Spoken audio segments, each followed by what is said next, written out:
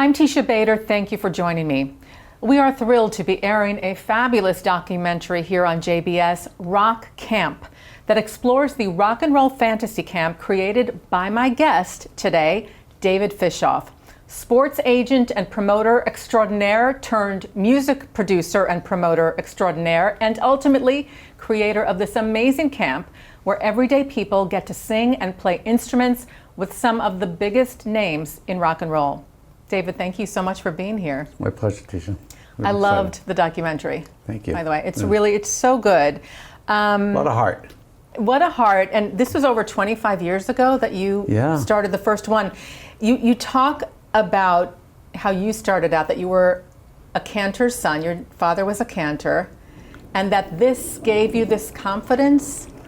Yeah, I mean, what I talk about, and it's interesting, is that being a cantor's son, the synagogue, it was in Hackensack, New Jersey, and everybody that attended my dad's synagogue were basically all retired.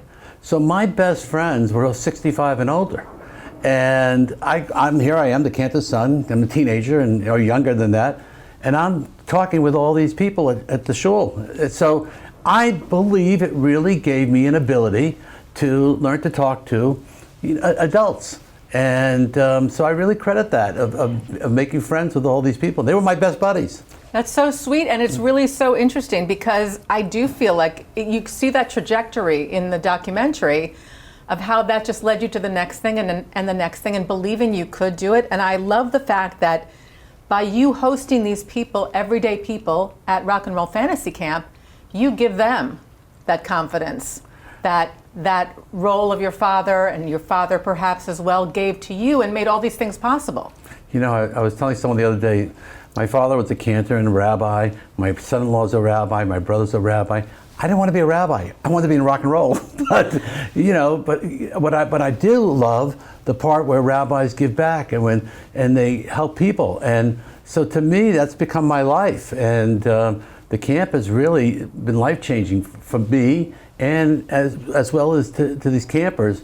But you know what, you'll see in the film, as you probably saw, it becomes life-changing to the rock star. That's what I found so moving. Yeah. Because, I mean, they're coming there, I assume they're getting paid for being there, but honestly, they seem so humbled by this experience and so touched themselves by what the experience gives to them. I don't think that can be put on. I think it's really sincere, and it comes across beautifully in this film. Yeah, they're not coming for the money. They have managers and agents and lawyers, so you have to get paid.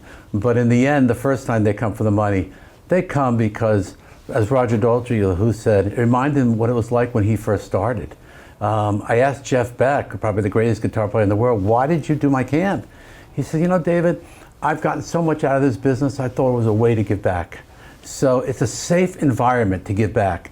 And it really, there's Jerry Cantrell, who's an amazing musician from Alice in Chains. He comes into camp, and I said, Jerry, do you want to eat something before? And I have in the room, in the green room. He said, no. He goes, sits on a table. He said, this is what Rock and Roll Fantasy Camp is. I'm going to sit with the campers. So they come, they say, I asked them to come for 2-3 hours. Nick Mason from Pink Floyd stayed for 4 days. Wow. Slash stayed for 12 hours. He said, David, this was the hardest thing I've had to do. Same thing with Sammy Hagar. They just jam. Because, once they come to camp, they're around people like themselves. They're musicians. And they really leave their ego at the door, which is, again, very surprising for a rock and roll star. The things that happen at rock camp, you don't see anywhere. You don't see. It's a whole different vibe of seeing a musician in a way that you never, and it's amazing. Yeah. I get humbled by them. Absolutely. We're going to show a clip for those of you who did not just see the film that we aired on JBS. Here's a little bit of Rock Camp. Artists love to give back. They realize their success is based on the fans. And that's how I came up with the idea of Rock and Roll Fantasy Camp. It's very easy to forget where you came from. Once Roger started doing it, It opened up the door. Rock and Roll Fantasy Camp became part of pop culture. Just like that. Welcome to Rock and Roll Fantasy Camp.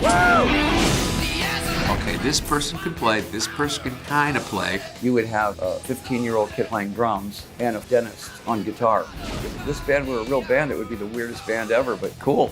A lot of really good players come through. One guitar player was shredding like a mother, and I'm thinking, what are you? He goes, I'm a doctor. I'm going, wow. I want every rock star to do what inspires them. I had to experience it. If Bob Dylan and Gene Simmons and Jimi Hendrix auditioned for The Voice, you think we'd make it? Oh, it's Valentine.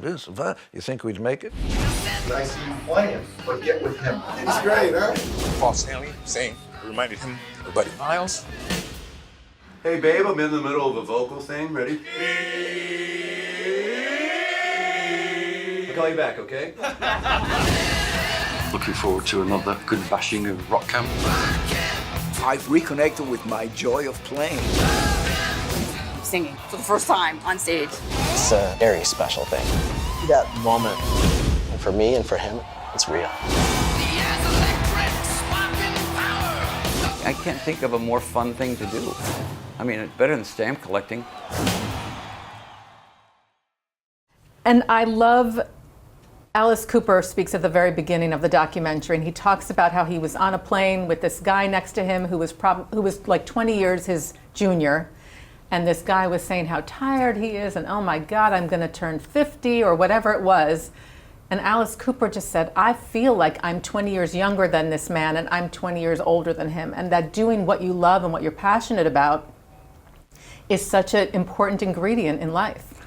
To me, passion is the most important thing to do. If you don't have passion in what you're going to do, if you don't go to work every day with passion, don't do it.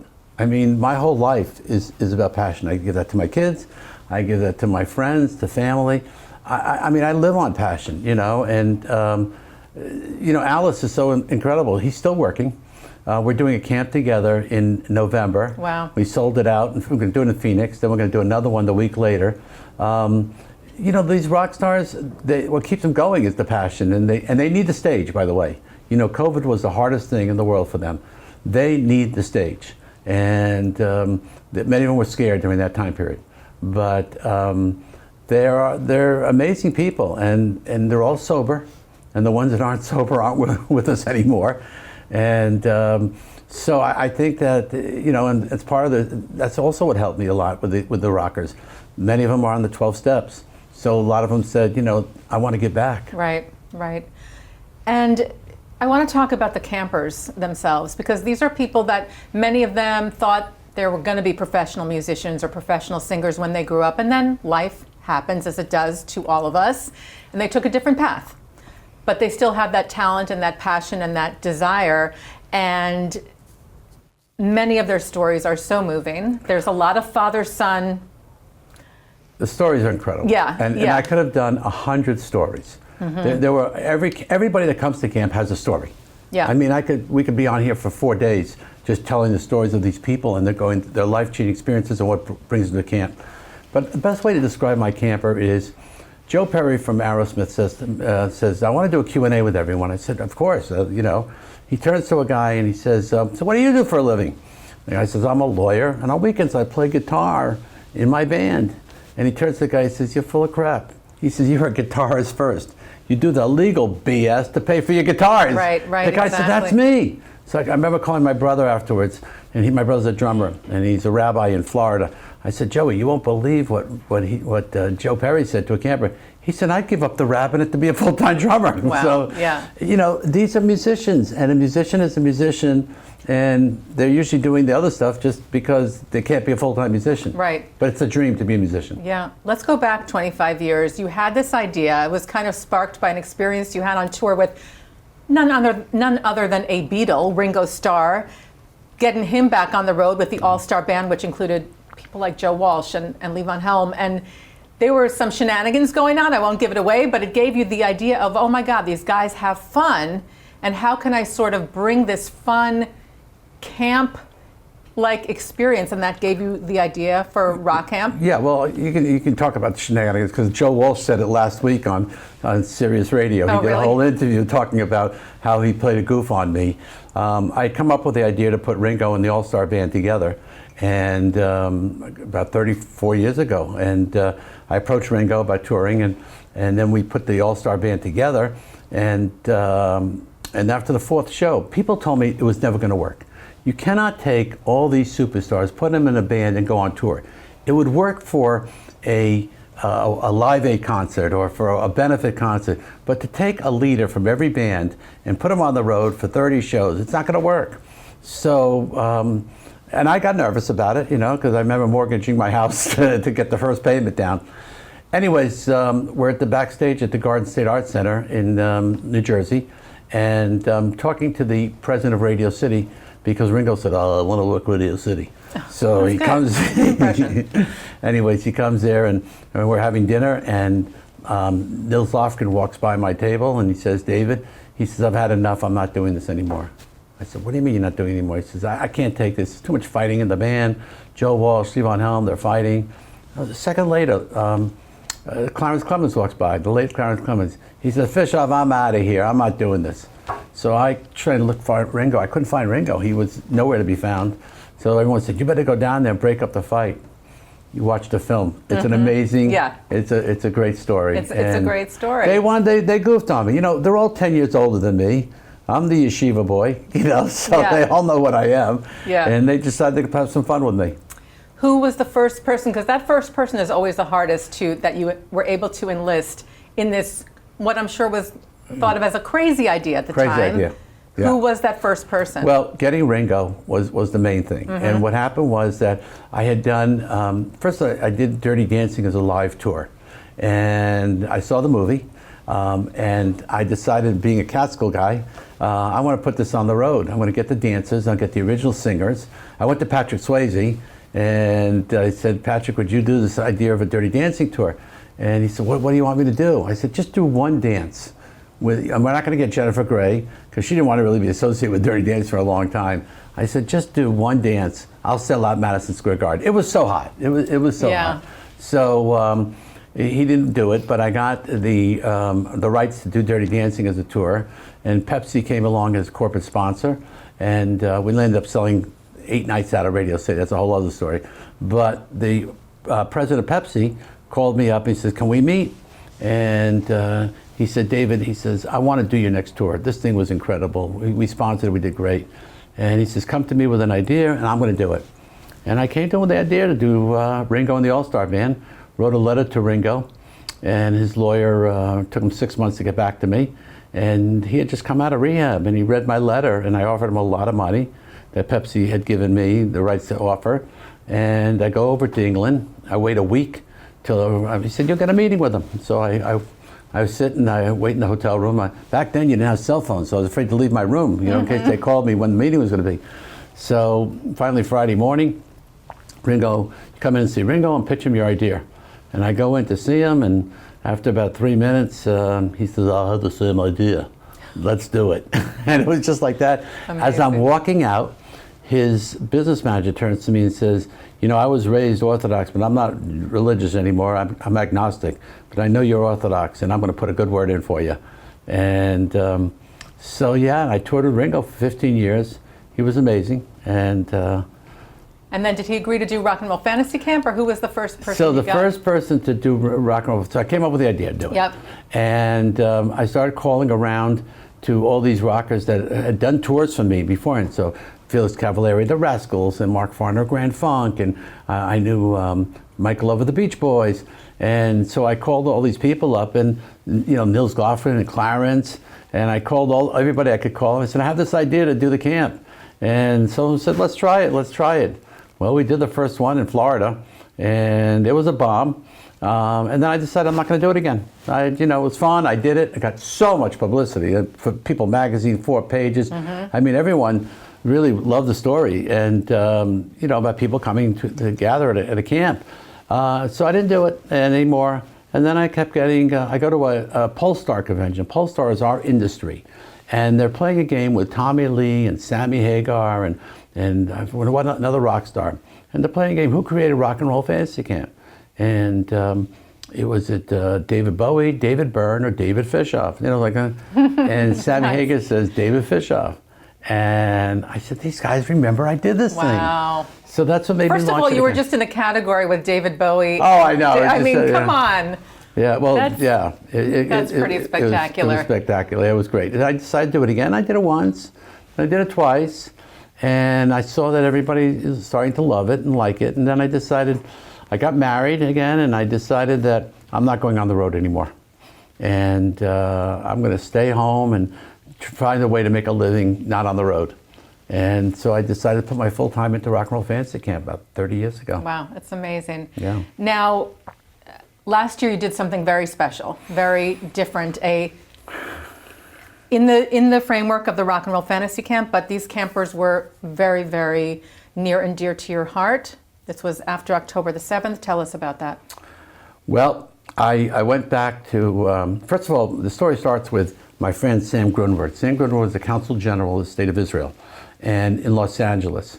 And he came to Los Angeles, and everyone kept saying, you need to meet him, you need to meet him. And people told him that we should meet. So him and I got together, we had breakfast, and I turned to him, I said, what's your job here? You know, what is Bibi Netanyahu, he appointed you, what does he want you to do? He said he wants me to bring celebrities to Israel, and he's very much into social media and everything. So, and we really bonded over, we had a mutual friend. Aerosmith was working in Israel. They were doing a big concert there. I called the manager and I said, hey, would the guys like to go and meet Bibi in his office? And he called me back. He said, yeah, David, they want to go. So I set up Bibi Netanyahu to meet Aerosmith. Wow. And it's all online. They came to meet him, and he got millions of social media hits. And so Sam and I, from there, we did a lot of things together. And because I love Israel, and I always wanted to find a way to take my talent and be able to give it over, everything I can do, because that's what I can do best. I know the entertainment business. So we did that. We did. We just did a lot of it. We produced the 7th anniversary for State of Israel in Los Angeles. I got Billy Crystal, and we got a bunch of celebrities. We did an event. So Sam and I did a lot of things while we were there. And he then became the head of Karen HaYesod in Israel. And I went over to visit my son, who was in yeshiva, right after, in December, and after October 7th. And I called Sam. I said, Sam, can you get me a car and someone to give me a tour? I want to see what happened. And I landed at the airport. My son and I went down. We went to Nero's. We went to the Nova Festival. We went to see all these sites. And, being a son of a Holocaust survivor, it was important for me to see this. So I go, and the mayor of all the towns down there, I forgot her name, she gave me a whole tour. And then she turned to me, she said, David, I have to leave. And I said, where are you going? She said, I'm going to a funeral. There were 3 hostages that passed away by mistake. It was a friendly fire. And I said, which one? She said, the one who was the drummer. And his name was Tuval Chaim. And the redhead. I said, I want to go to that funeral. Can I go? She said, please come. I go to the funeral. And normally, if your funeral opens up with a prayer, this funeral opened up, there was a drum set, and his brother, Tuval, was playing the drums for 15 minutes, doing a drum solo. Ugh. And his father took the sticks and they threw him in the grave. I came back that night and I thanked Sam, we had dinner, and I said, Sam, I want to find 10 Israelis who were victimized October 7th. I'm doing a camp in March with the members of Van Halen who are alive and other rock stars. And I want to bring them to Israel as my guest, and I want to bring them to Los Angeles. But I need rockers. I don't need Israeli folk singers. I need people who love rock and roll, because that's what my camp's about. And I want to integrate them into my camp. He says, let me find them. And together we worked and we found them. We interviewed them on Zoom, and we found out if they loved it. Each one had an amazing story. One was that drummer, his brother. We had a young lady from the Nova Festival. We had a young man from Kibbutz Magen. They were 40 Hamas guys were at the gate, and 11 of these people shot. He was able to hold them off from that kibbutz. Only the last 2 of them. Unfortunately, they ran to Nero's afterwards. Everyone had an amazing story.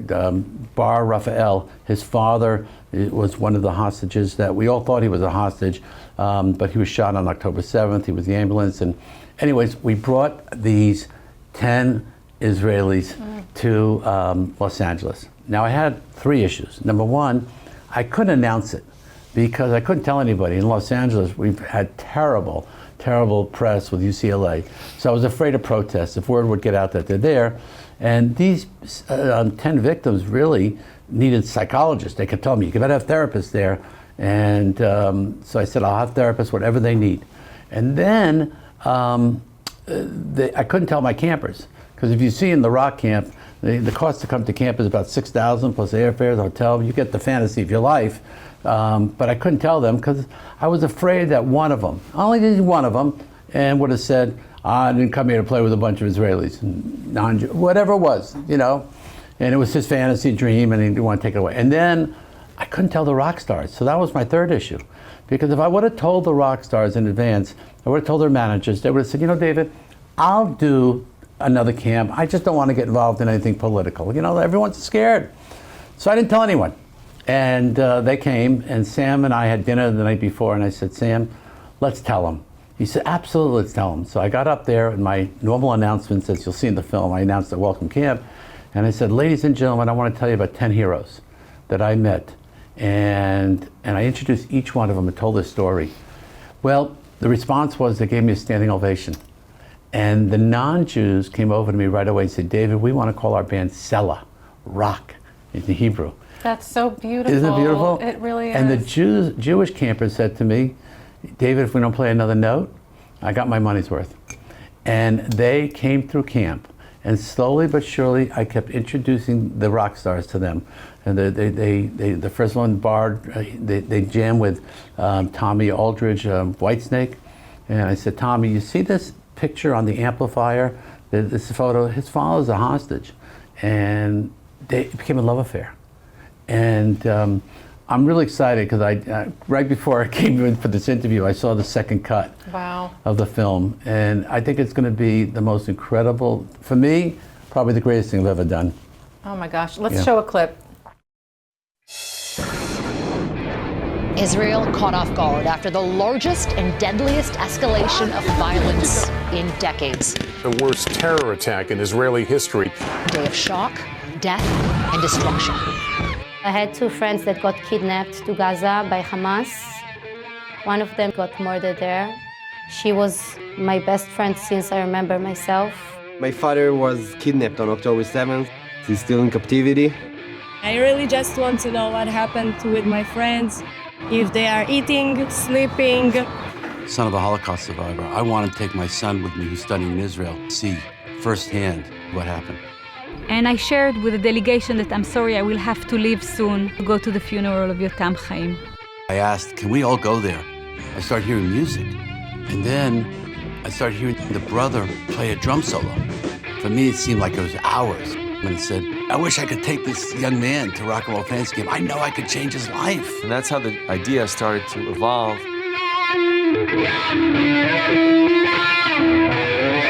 I serve as the world chairman of Keren HaYesod, strengthening Israeli society within the context of healing and rebuilding. David Fishof has been running Rock and Roll Fantasy Camp for some 25 years. The chance to enroll in Rock and Roll Fantasy Camp. They've played with the best musicians in the whole world. I think everyone wants to be a rock star. What made you say yes for the first time in doing this? It's good to be reminded of where you started. Every camper that I've had felt like it was a life-changing experience. Rock Camp has always been about changing lives. This was completely next level. 4 days of Rock and Roll Fantasy Camp is so different from anything that my organization has been involved in. Sam and his delegation found these 10 musicians, and that wasn't easy. Hello. Hey, how you doing? Hi. Hey. David and I set out to do something good for these 10 individuals. It ended up being much larger than what we ever expected. Sounds like a real dream come true. And very exciting. Have you been to LA before or the United States at all? It's my first time in the US. When I go into doing a project, I usually don't have fears. I started to get fears that people are going to protest. Student protests over the Israel-Hamas war are growing. I also with the rock stars and what's going on with the political environment today. So many of these artists, many of them going against Israel. If I would have told them in advance, they might have said, I'll do another camp. So I had a lot of apprehension going into this project. They couldn't even get out of bed for the last 5 months, let alone play music. I grew up in Israel. I don't know anything about Hollywood, rock and roll stars. We didn't know what to expect. Very excited for the rock camp because music is my way to heal. We are honored to have with us tonight a special delegation. The delegation includes musicians who survived and fought on October 7th. So Slash is probably my biggest inspiration on the guitar. I told the other guys, if one of the people that they're gonna bring in to meet us would be Slash, I might pass out. Hey, Slash here. I just wanted to take a moment to say hi to all you guys and welcome you to Los Angeles. Hi, delight. We're gonna get our pictures up here too? Absolutely. They come to camp and they're scared they're gonna suck. We have a lot of responsibility to be real rock stars. Welcome to Rock and Roll Fantasy Camp! I'm so overwhelmed about the talent here. It's crazy. Little me from Kibbutz Be'eri, performing in a mansion in Beverly Hills. Fancy sushi and fancy drinking. We're like, are we sure we're in the right place? And yeah, I don't know any of these, but then I see them perform and they're so great and I'm like, oh my God, I'm their new fan now. Deep breath. Rock and roll! It was really emotional to jam with Tommy Aldrich because it's one of my father's favorite bands. This year, the camp had 10 Israeli survivors with incredible stories. When you're performing, do you think of your loved ones?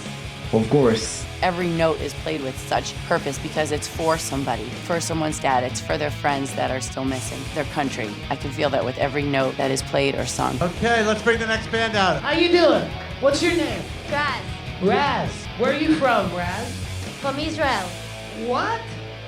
And I'm wearing my shirt of my friend, Romy. Who's that? Romy Gonen. She's kidnapped by Hamas in Gaza right now. And this is for her. All you guys are? Yeah, we are all from Israel. Oh, jeez. I don't feel like joking around anymore right now. No, joke around. We need that. Rock, man. I feel honored and somewhat unqualified to say, like, hey, let's have a great experience over this. But here I go again on my own.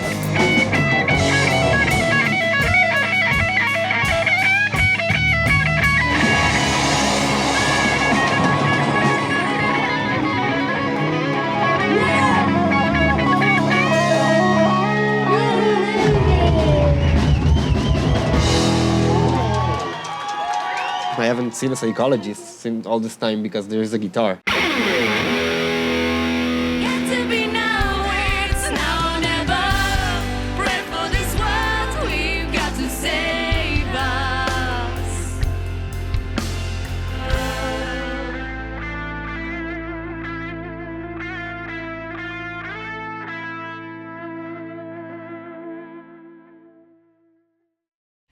Now, you don't have a name for this yet, David. You're working on it. What is the working title? Well, the working title is Rock and Heal. Rock and Heal. Rock and Heal, but so moving. Yeah, it's going to be incredible, and so I'm so lucky because what happened is I connected with my dear friend Kevin Bright. Kevin Bright, I worked for his father. Kevin Bright is the producer of Friends, and he's a genius, and he's made over 20 documentaries. And I went to Kevin. And he said, you know, David, I'll be the rabbi of the film. He says, I'll help you out. And he took it under his own wings, and he's helped me out, and he's produced the film. And he brought in an editor, and he brought in just he's brilliant. And he turned to me one day, and he says, you know, you got to find a theme song for the movie. He says, why don't you call one of your friends? So I called Diane Warren. 20 minutes later, Diane said, David, here's the song for you. No.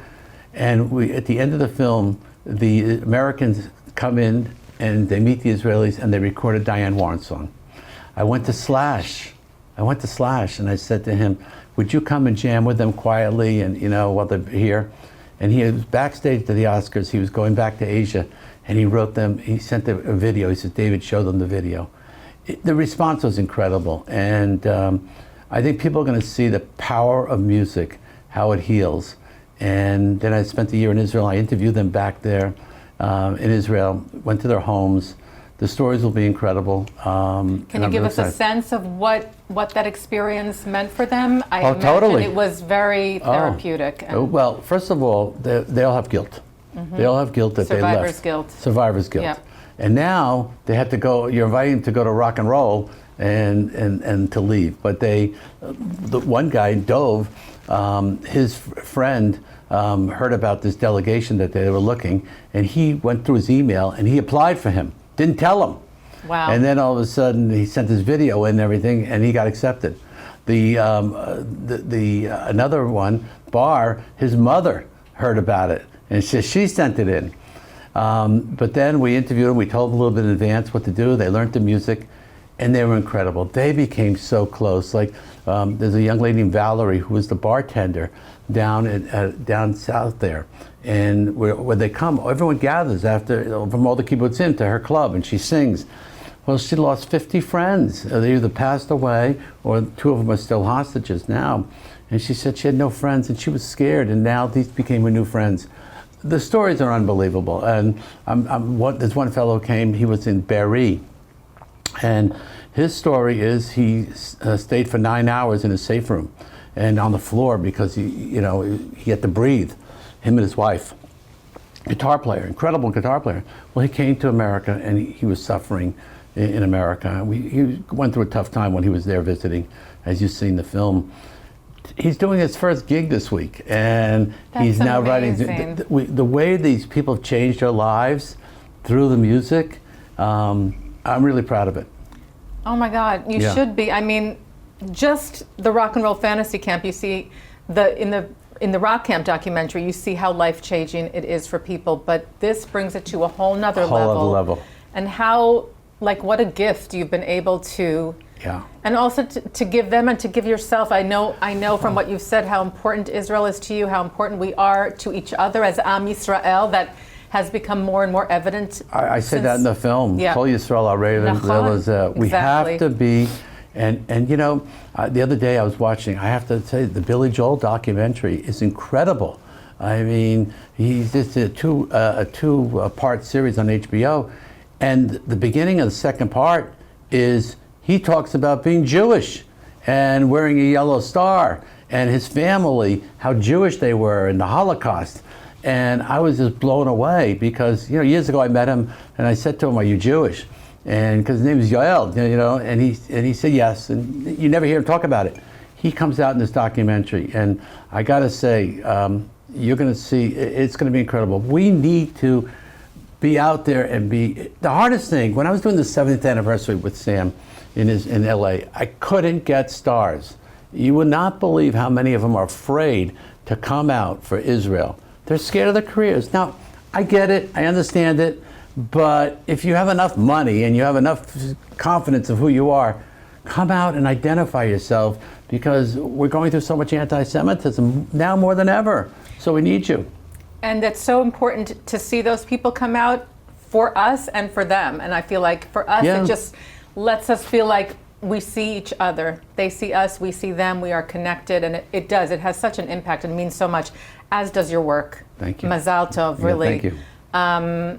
I don't know if your father is still alive. No, my dad's not alive, but he lived till 82, and he was a cantor, and he would have been very, very. I'm sure he was very, very proud of you. But look at this beautiful thing you've created. Well, if we have time, I have a great story about my dad. There's a book called The Yellow Star that's out, and the book came out in the '60s, and it tells a story about 5 friends from Pressburg, from Bratislava, who meet in Auschwitz. And the book comes out in the 60s, and it tells the story how they survived together. These 5 said they're going to stay together. And so the book comes out, and if you came to my house, my father showed the book to everybody. Years later, the fellow who wrote the book, Unsdorfer's son, Rabbi Unsdorfer, who wrote the book, he passed away in the 60s. My father lived for many years. Anyways, this fellow Unsdorfer writes an article in the Jewish press, and he tells a story about how his father was standing in front of, they came to Auschwitz, and his father was standing in front of Mengele. And there were 2 lines, And when Mengele looked the opposite line, to the other line, his father was tall and thin. A man pushed his father, and his friends took off his glasses and his jacket, and Mengele yelled, "Where's that guy? Where's that guy?" Because he wanted to put him in the gas chamber because he didn't, and he made everyone line up again, and the man survived. Well, the man who pushed his father was my father. And so I had an amazing father. He was incredible. He was a cantor for his whole life. And so anyways, Unsdorfer lives in London, and he's on a plane, and he meets Colonel Kemp. You know Colonel Kemp? He's the general who was knighted by in Afghanistan, led the troops in Britain. He goes on the BBC. He always talks about Israel. Yes. Richard Kemp is Richard Kemp. We've had him on. You've had him on the channel. Yes, Richard Kemp's amazing.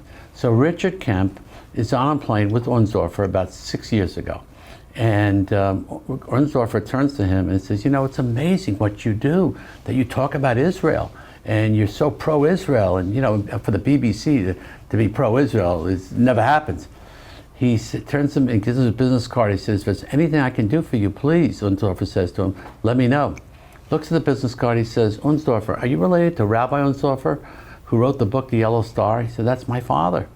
He said, "I read the book when I was 10 years old in my sister's house, and it made me love Jews. When I saw how these 5 try to make matzahs, and they would go and exchange tobacco with the Nazis. My father got on the floor, made cigarette butts, and he made cigarette butts, and in return he'd give them the cigarettes, so they'd give him flour and water. And on the plane factory in Buchenwald, they made matzah. In Auschwitz, they took the shoe polish that and they made candles. They lit Hanukkah candles.